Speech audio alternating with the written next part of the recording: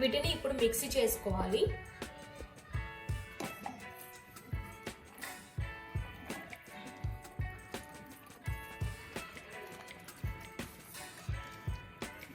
అన్ని మిక్సీ చేసుకోకండి, కొన్ని తీసి పక్కన పెట్టుకోండి. ఇప్పుడు వీటిని మిక్సీ చేసుకోవాలి.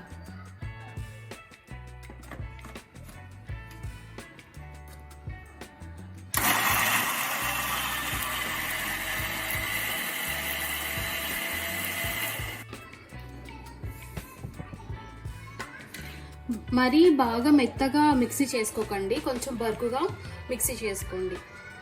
ఇప్పుడు మిక్సీ పట్టిన దాన్ని మొత్తం ఒక గిన్నెలోకి వేసుకోవాలి.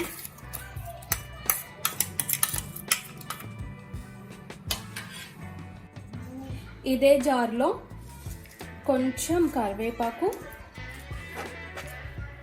మన టేస్ట్కి సరిపడా పచ్చిమిర్చి వేసుకోండి, అల్లం, కొంచెం జీలకర్ర. ఇప్పుడు ఇవి కూడా మిక్సీ చేసుకోవాలి.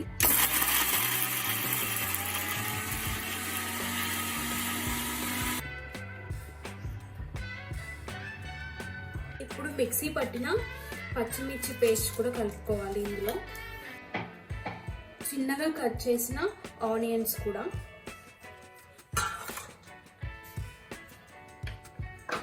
ఇప్పుడు కొంచెం చిన్నగా తురుముకున్న క్యారెట్,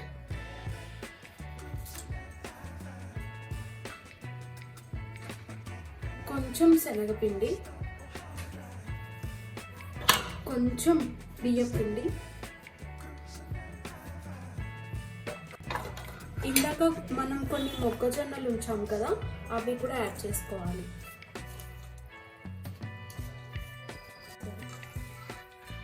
ఇప్పుడు వీటన్నిటిని కలుపుకోవాలి.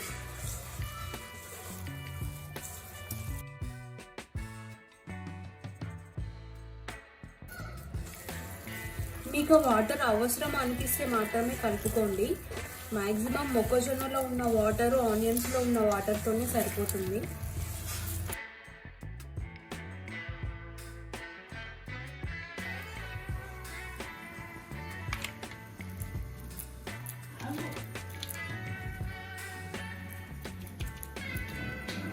డీప్ ఫ్రైకి సరిపడా ఆయిల్ తీసుకొని కొంచెం హీట్ అయిన తర్వాత మనకి వడలు ఇట్లా షేప్ చేసుకొని వేసేసుకోవాలి.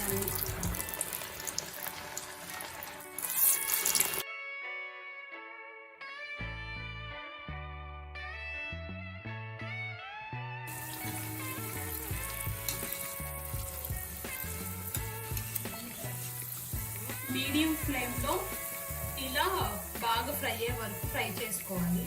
హైలో పెట్టి మీరు ఫ్రై చేసుకుంటే పైన ఫ్రై అవుతుంది కానీ లోపల పచ్చి పచ్చిగా ఉంటుంది.